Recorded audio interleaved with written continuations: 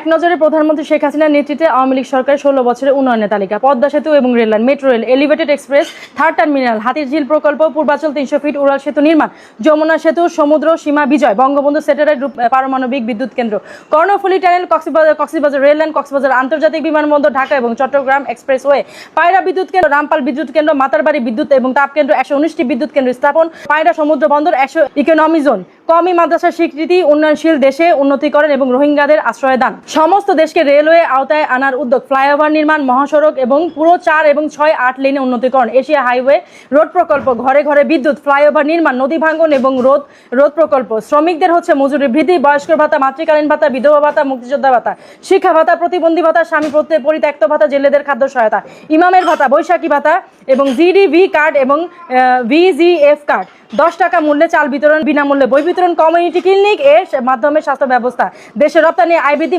মাথাপিছু আয় বৃদ্ধি, দেশের রপ্তানি আয় বৃদ্ধিকরণ, মাথাপিছু আয় বৃদ্ধি, বিভিন্ন শিক্ষা প্রতিষ্ঠান জাতীয়করণ, আরবি বিদ্যালয় স্থাপন, শেখ হাসিনা বার্ন হাসপাতাল, প্রতিটি ইউনিয়নে ডিজিটাল তথ্য সেবা, মোবাইল এবং ইন্টারনেট সেবা বৃদ্ধি, কর্মসংস্থান সৃষ্টি, কৃষিতে সফলতা, নারীর ক্ষমতায়ন, বৈদেশিক মুদ্রা রিজার্ভ বৃদ্ধি, মাতৃকালীন ছুটি বৃদ্ধি, ছিটমহল সমস্যা সমাধান, দেশের বিভিন্ন স্থানে বিনোদন কেন্দ্র নির্মাণ এবং একটি বাড়ি একটি খামার প্রকল্প, দেশব্যাপী বহুতল আদালত এবং ভবন নির্মাণ, মেরিন ড্রাইভ নির্মাণ, গ্রাম আদালত কার্যকর এবং ডিজিটাল পাসপোর্ট, কুলাউড়া শাহবাজ বড়লেখা নতুন রেল লাইন, মোবাইল ব্যাংকিং চালুকরণ, 1458টি প্রাথমিক বিদ্যালয় স্থাপন, 2,61,093টি প্রাথমিক বিদ্যালয় সরকারিকরণ, কম্পিউটার ল্যাব এবং মাল্টিমিডিয়া শিক্ষা ক্লাসে চালুকরণ, সাথে 560টি মসজিদ। কিরা করলেন?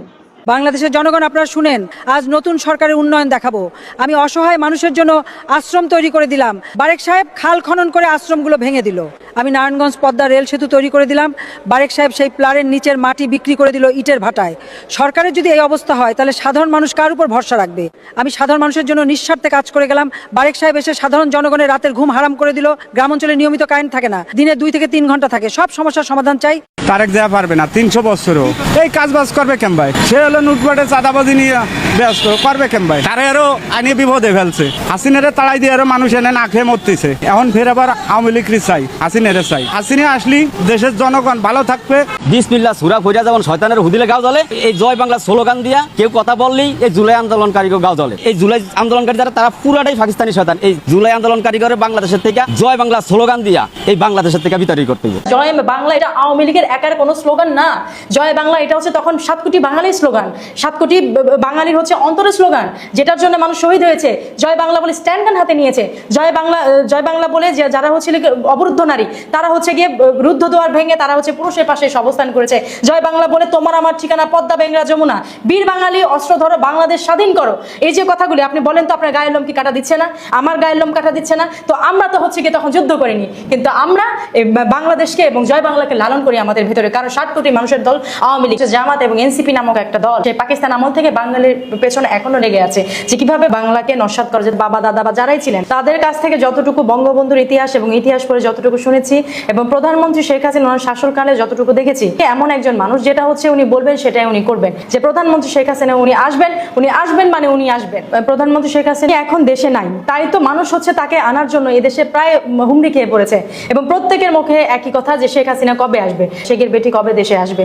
মানুষ তো এখনই তার জন্য প্রাণপণ দিয়ে পাগল হয়ে আছে। ছোট বাচ্চা থেকে আরম্ভ করে আবাল বৃদ্ধ বনিতা প্রত্যেকেই বলছে যে শেখের বেটি যেন দেশে আসে, প্রধানমন্ত্রী শেখ হাসিনা যেন দেশে আসে। তারা অনলাইনে অফলাইনে সব জায়গায় হচ্ছে এভাবে করে সাক্ষাৎকার দিচ্ছে, স্টেটমেন্ট দিচ্ছে, এবং প্রধানমন্ত্রী শেখ হাসিনা যেন আসে সেই জন্য দোয়া পড়ানো হচ্ছে।